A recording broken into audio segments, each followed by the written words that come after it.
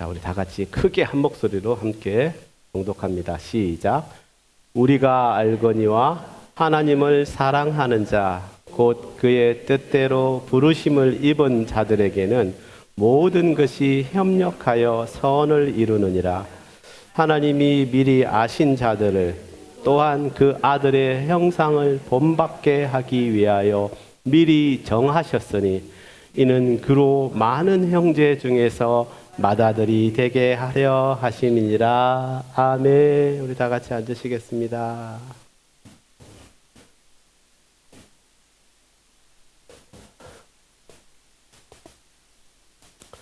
자, 우리는 하나님의 자녀로 부름받지 않았습니까?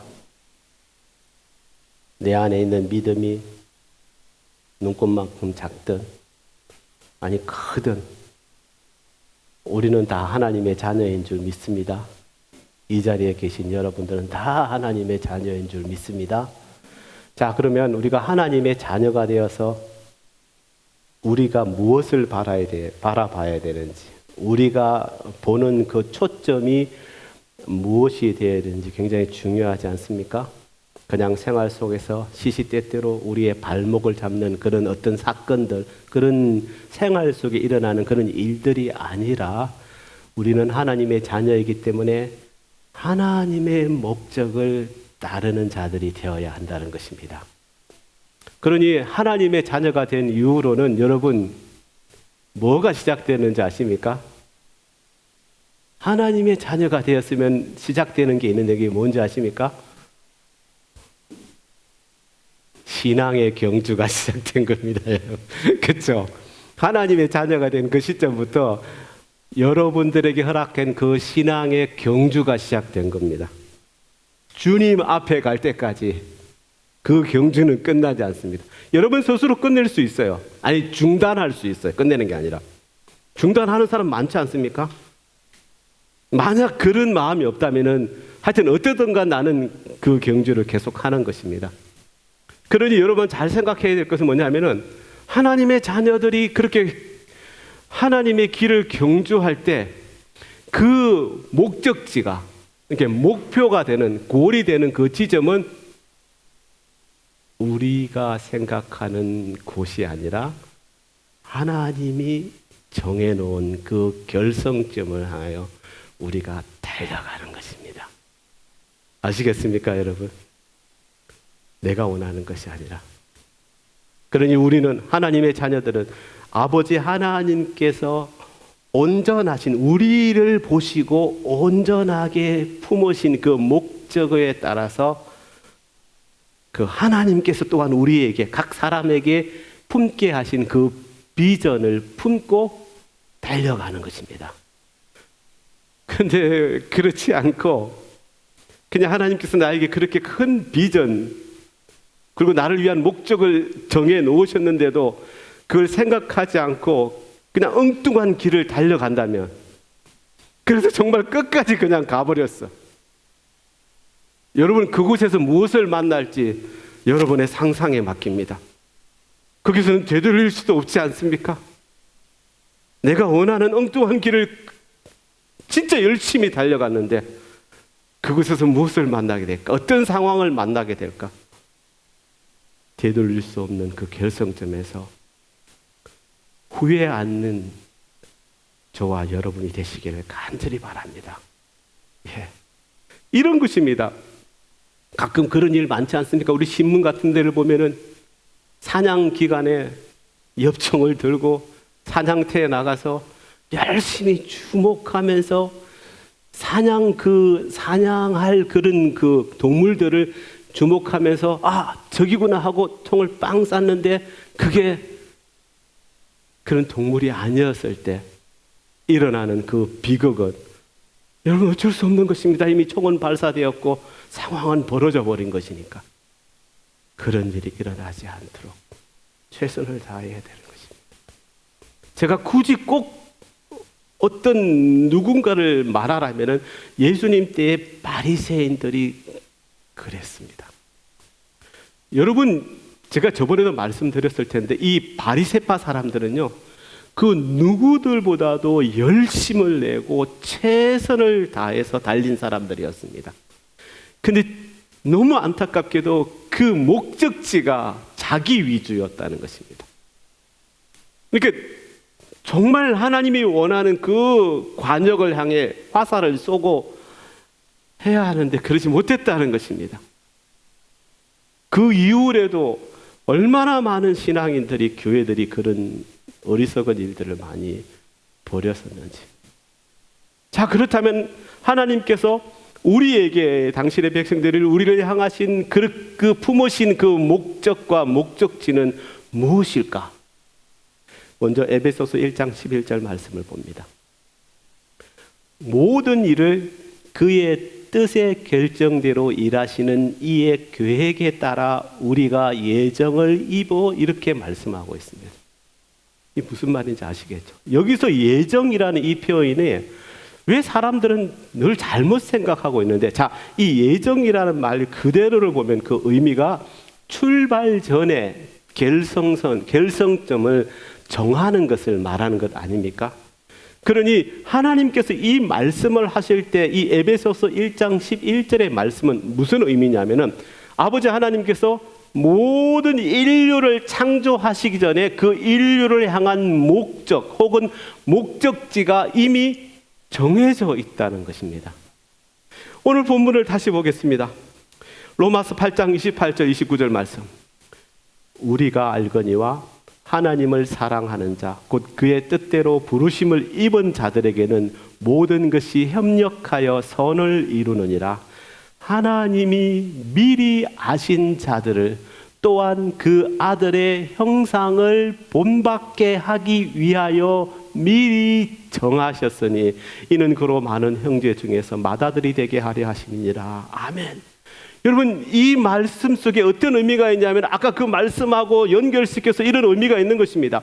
하나님의 시간이 시작되기도 전에 계획하신 우리의 목적지는 뭐냐면은, 하나님을 사랑하는 자들이 하나님의 아들이신 예수 그리스도의 형상을 본받는 것을 말씀하는 것입니다. 그러므로 하나님의 자녀들이라면, 그 하나님의 자녀라면 그들의 삶이나 하는 일을 통하여 하는 모든 일이 우리 주 예수 그리스도를, 그 그리스도의 형상을 본받는 것으로 목표를 삼아야 됩니다. 아니, 목적으로 삼아야 한다는 것을 말씀하는 것입니다. 그러니 하나님의 자녀로서 우리를 창조하신 그 목적이 단순히 여러분 세상에서 성공하여 하나님의 사역을 위하여 엄청난 헌금을 드릴 수 있고, 또는 유명인이 되어 높은 자리에 올라가는 것, 또 그렇게 되기 위해서 그 목표를 달성하기 위해서 열심히 달려가고 또 달성하는 것, 이걸 말하는 것이 아닙니다. 또는 심지어 병자를 치유하고 인도적인 활동을 펼치고 사회적인 약자를 밑바닥에서 이렇게 보살피고 돌보며 그들을 전도하는 그만도 아니라는 것입니다.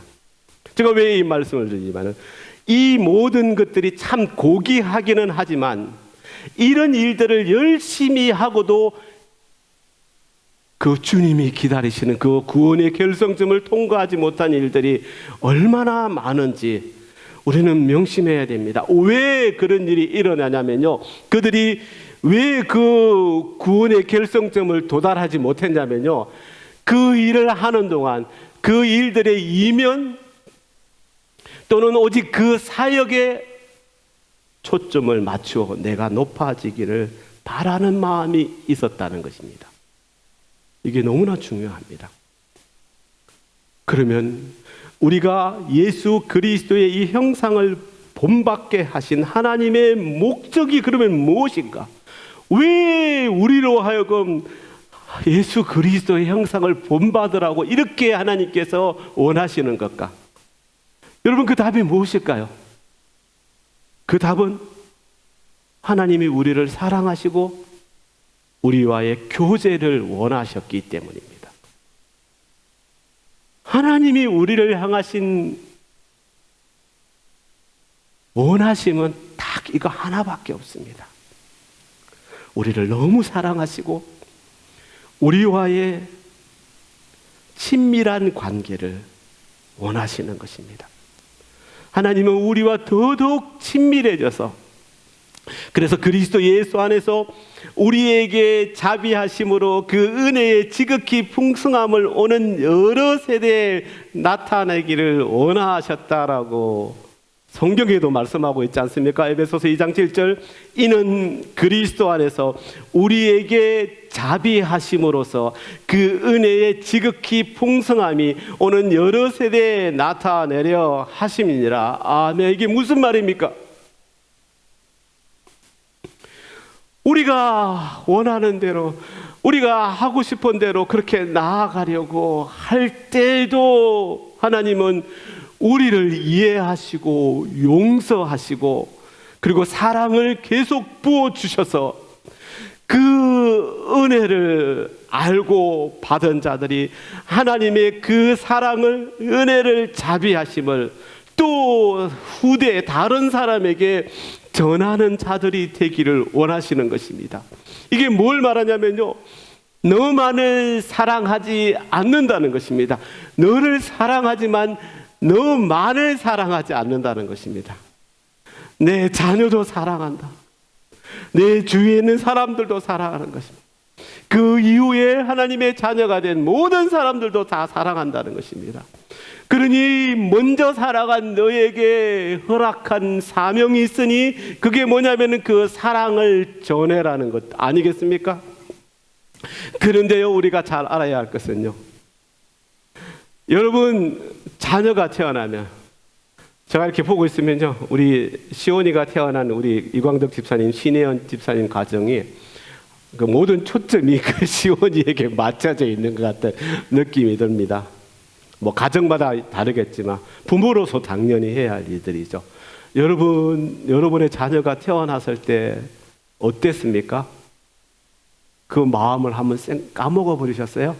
잊어버리셨어요? 아니죠. 저도 아직 기억나는데요, 얼마나 좋았는지. 딱 그 순간은 제가 우리 아내가 먼저 보였습니다. 수술해서 나왔는데 병원 직원이 우리 아내를 막 한 대다가 막 내려놓아가지고 내가 얼마나 화가 났는지, 그때는 막 그 직원한테 막 화도 내고 그랬어요. 왜 이러냐고. 그래서 막 내가 막 뭘 덮어가지고 병실로 옮기고 막, 그래서 왜 이러냐고 나한테 그럴 때 내가 너무 화가 나가지고 왜 이러냐고 막 그랬더니, 그러고 나서 안정시키고 우리 딸을 보러 갔던 기억이 나는데, 여러분도 마찬가지 아닙니까? 자녀들이 태어났을 때 그 감동은 이루 말할 수 없습니다.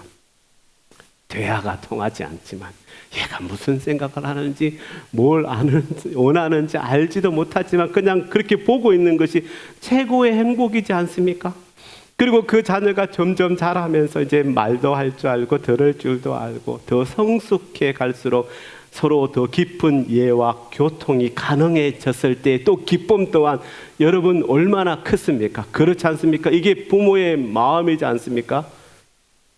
그러나 그렇게 내 자녀가 시간이 지나고 몸은 점점 더 커져 가는데 아기 때처럼 대화도 안 되고 어떤 깊은 교감도 나눌 수 없다면 여러분 마음이 어떻겠습니까? 부모로서 이게 무슨 일이지? 너무 깊은 고통 속에 빠지지 않겠습니까? 우리 아버지가 우리를 향한 마음도 사실은 똑같다는 것입니다. 하나님도 잘 자란 당신의 자녀들과 더 깊은 교제를 나누기를 원하신다는 것입니다. 그리고 이것이 처음부터 하나님께서 당신의 자녀를 향하여 품으신 하나님의 목적이기도 합니다. 그래서 사람을 창조하시고 에덴 동산에서 영원한 교제를 사실 원하셨던 것입니다. 그러나 그 인간의 욕심 때문에 모든 것이 망쳐져 버리지 않았습니까? 아담의 후손 중에서 하나님과 가장 친밀하고 깊은 교제를 나누었던 한 사람, 여러분 누군지 아시죠? 예, 에녹. 그 에녹은요, 자기가 살아야 할 그 삶의 한 3분의 1밖에 살지도 못했는데, 야, 그것도 300년 넘게 살았으니까. 와. 그런데도 하나님은 그를 너무 더 가까이 있게 하고 싶어서 데려가셨습니다. 에녹이 오직 하나님과 동행하며 친밀한 교제를 나누는 자였기 때문에 창세기 5장 24절 에녹이 하나님과 동행하더니 하나님이 그를 데려가심으로 세상에 있지 아니하였더라. 여러분, 바로 이것이 하나님께서 과거에도 행하시며 원하셨으며 현재에도 행하시고 원하시는 것이며 미래에도 행하시며 원하실 모든 일들의 목적이라는 것입니다. 따라서 지금 우리의 목적도 이와 같아야 한다는 것입니다. 아버지 하나님과 더욱 친밀해지기 위해서 예수 그리스도의 형상을 본받는 자가 되어야 한다는 것입니다. 그러나 안타깝게도 많은 교회의 모습이나 또 많은 하나님 자녀들의 모습이 이 하나님의 이 정말 원하시는 이 목적에서 멀어져서 시선을 돌려서 내가 원하는 우리의 목적 그곳으로만 자꾸 향하고 있으니 얼마나 안타까운 일인지. 하나님의 것이 아닌 세상의 것들에 젖어버려서 그래서 세상을 이 교회 안으로까지 들고 들어와서 그것을 추구하는 이렇게 많이 변절된 모습이 나타나고 있으니 예수님은요 이런 모습을 이미 아시고 예견하셨습니다. 마태복음 6장 22절 23절 말씀을 보면요 예수님께서 하신 말씀입니다. 눈은 몸의 등불이니 그러므로 내 눈이 성하면 온 몸이 밝을 것이요 눈이 나쁘면 온 몸이 어두울 것이니 그러므로 내게 있는 빛이 어두우면 그 어두움이 얼마나 더하겠느냐. 좀 어려워서 제가 메시지 성경으로 다시 한번 읽어드립니다. 너희 눈은 너희 몸의 창문이다. 내가 경의와 믿음의 눈을 크게 뜨면 내 몸은 빛으로 가득해진다. 내가 탐욕과 불신으로 곁눈질하고 살면 내 몸은 엄습한 지하실이 된다. 내 창에 블라인드를 치면 내 삶은 얼마나 어두워지겠느냐. 아멘. 하여튼 우리 유진 피터슨 메시지 성경을 보면은 어떤 때는 교회를 가호등하는 때도 있지만 어떨 때는 이게 정말 그대로 탁 내 마음에 닿는 대단한 말씀 해석이지 않습니까? 여러분 이런 말을 들어봤습니까? 우리의 인격은 나의 인격은 내 마음의 시각을 닮아간다는 말. 좀 어려운 말을 제가 했습니다. 나의 인격은 내 마음에서 보는 것들을 닮아간다는 것입니다. 성경에도 그런 일들이 얼마나 우리에게 예를 많이 보여줬습니까? 한 예를 들자면은 출애굽한 이스라엘의 12명의 정탐꾼을 통하여 우리가 알 수 있지 않았습니까? 어떻게 그렇게 10명과 2명이 정반대의 상황을 보았을까? 그러니 우리의 인생의 상황을 보는 시각에 따라 그 상황을 어떻게 통과하는지가 결정된다는 것입니다. 그러므로 우리가 우리의 시간을 성공적으로 통과하려면 어떻게 해야 될까요? 하나님의 시각으로 바라보아야 한다는 것입니다. 지금 내가 내 눈으로 보는 상황이 말할 수 없는 열악한 상황이 될지라도 그것을 내 눈으로 보지 않고 하나님께서 허락하신 그 영의 눈으로 바라본다면 절대로 낙심하지 않고 그것을 잘 통과하게 될 것입니다. 고린도후서 4장 16절 또 17절 18절 말씀. 그러므로 우리가 낙심하지 아니하노니 우리가 잠시 받는 환난에 경한 것이 지극히 크고 영원한 영광에 중한 것을 우리에게 이루게 함이니 우리가 주목하는 것은 보이는 것이 아니요 보이지 않는 것이니 보이는 것은 잠깐이요 보이지 않는 것은 영원함이라. 아멘. 그러니 하나님께서 우리를 위해서 준비해 놓으신 그 최종 목적지에 그곳에서 펼쳐질 그 모든 일들에 비하면 지금 내가 서 있는 이 어려움, 환난, 시험은 너무 가볍고 일시적인 것이라는 것입니다. 물론 압니다. 그 상황을 인내하고 이겨낸다는 것이 얼마나 힘든 일인 줄. 하지만 우리가 해야 할 일은, 우리가 꼭 해야 할 일은 그럼에도 불구하고 주님만 바라보고 그것을 헤쳐나가야 한다는 것입니다. 그 가운데 서 있는 이들에게 베드로는 이렇게 격려의 말을 던집니다. 베드로전서 2장 11절 말씀. 사랑하는 자들아, 그리움인과 나그네 같은 너희를 권하노니 영혼을 거슬러 싸우는 육체의 정욕을 제어하라. 아멘. 육체를 따라 원하고 하고 싶어하는 그 욕정을 내려놓고 하나님의 영을 따르라는 말씀이지 않습니까? 그러니 우리에게 너무나 중요한 것은 뭐냐면은 나의 시선이, 내 마음의 시선이 누구를 향하여 고정되어 있느냐 이것입니다. 즉 하나님께서 나에게 무엇을 해 주실까가 아니라 하나님이 나에게서 무엇을 원하시는가가 되는 것입니다. 세상은 우리에게 얼마나 많은 수많은 비전을 원하시지만 하나님께서는 우리에게 보이신 것은 딱 하나입니다. 그게 뭐냐면요, 바로 하나님의 뜻입니다. 딱 그거밖에 안 보여주셨습니다.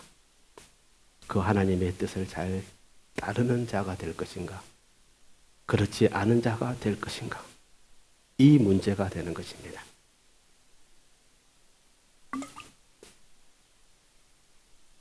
그런데 여러분, 제가 하나님의 뜻을 잘 따라야 됩니다, 오직 그 길뿐입니다 라고 많이 말씀드리지만 여러분들이 그 하나님의 뜻을 따른다는 것이 얼마나 힘든지를 잘 아시죠? 목사님은 쉽게 말하지만 그게 얼마나 힘들지 잘 모르세요? 갑자기 생각이 하나 나는데, 어제 우리 딸이, 어떤 친구가 부모님을 건드려서 굉장히 마음이 상해서 그 친구하고 이야기를 안 한다고 그런 이야기를 하더라고요. 부모님의 무슨 점을 건드렸는데, 자기 부모는 젊어서부터 정말 열심히 일하고 해서 자기가 그 굉장히 좀 부잣집 딸입니다.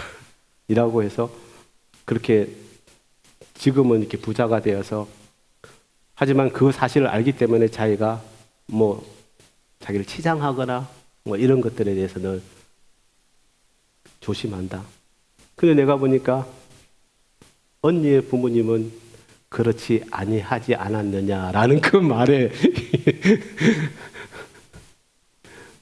따지고 보면 내가 그 부모님보다 더 힘들었는데 근데 그걸 모르고 막 얘기한 것 같습니다.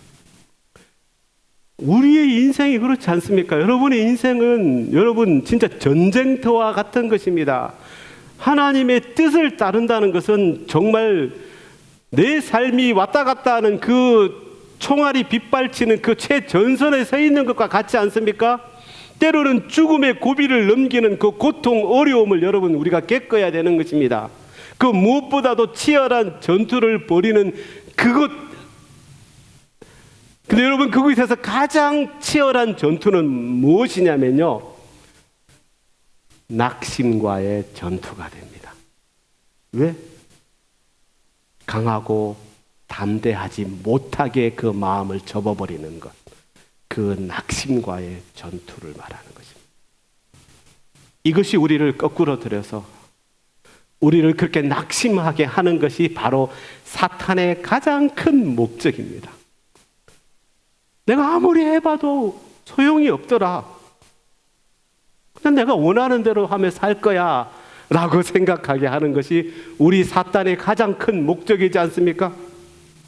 하나님의 뜻에서 벗어나 그냥 내 뜻대로 하기를, 그렇게 하도록 인도하여서 그 종국에는 패배자의 삶으로 전락시키는 그것이 사탄의 가장 큰 목적이 되는 것입니다. 그러니 여러분, 제가 간절히 부디 여러분께 바랍니다. 하나님께서 우리에게 허락하신 이 비전을 잊는 자가, 잊어버리는 자가 되지 않기를 바랍니다. 조금 어려울지라도, 조금 더딜지라도 우리는 하나님의 뜻이 이루어질 그때를 기다리며 나아가야 합니다.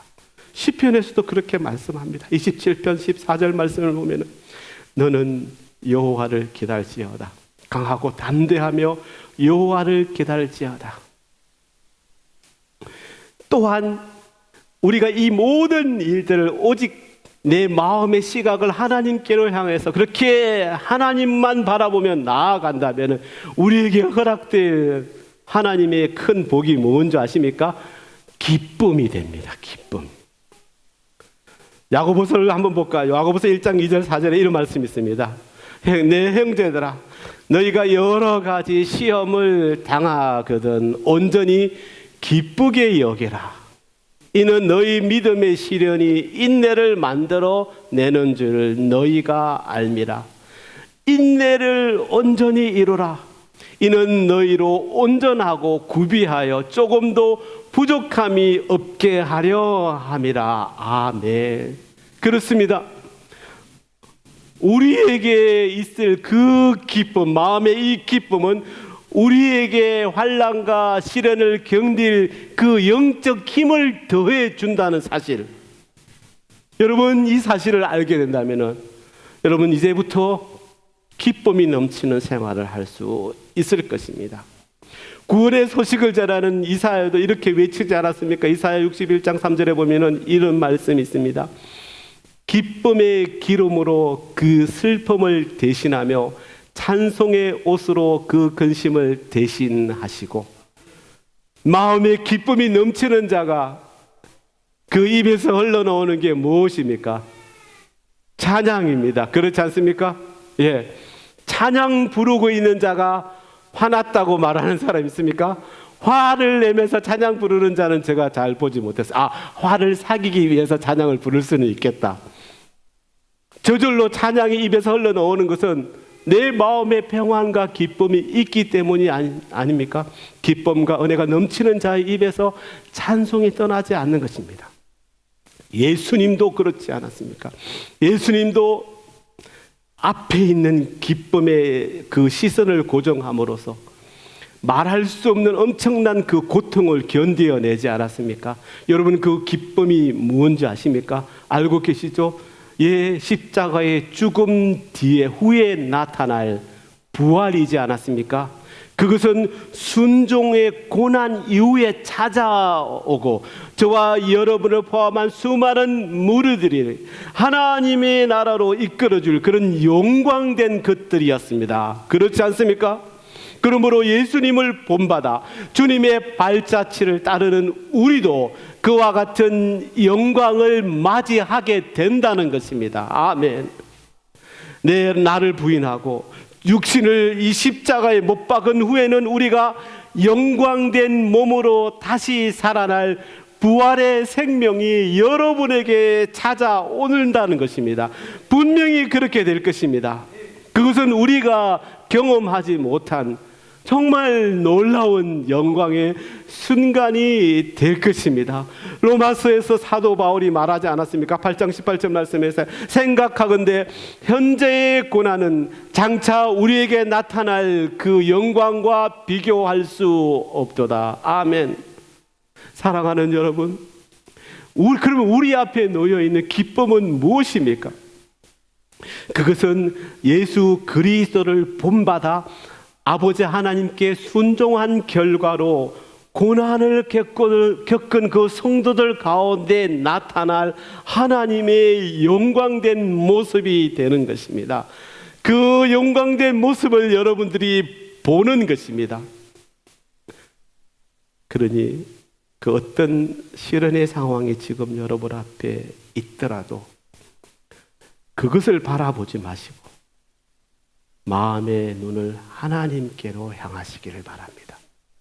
주님께서 우리에게 이길 힘을, 담대함을 허락해 주실 것입니다. 그의 입에서는 아마 이런 감사가 흘러 넘칠 것입니다. 고린도전서 15장 57절 말씀, 우리 주 예수 그리스도를 말미암아 우리에게 승리를 주시는 하나님께 감사하노니. 아멘. 이제 우리의 할 일은 분명해졌습니다. 하나님을 찾는 일을 멈추지 마시기를 바랍니다. 여러분, 포기해서는 안 됩니다. 하나님을 향한 시선을 멈추지 않음으로써 오직 하나님의 영광을 위하여 어떤 상황이 우리 앞에 놓여 있더라도, 닥치더라도 주님이 허락하신 비전을 품고 주님의 길 가운데서 경주를 다하는 저와 여러분 모두가 되시기를, 우리 주님 사랑께 모든 성도님들이 되시기를 우리 주님의 이름으로 간절히 기도드립니다. 아멘. 자, 기도합니다. 하나님,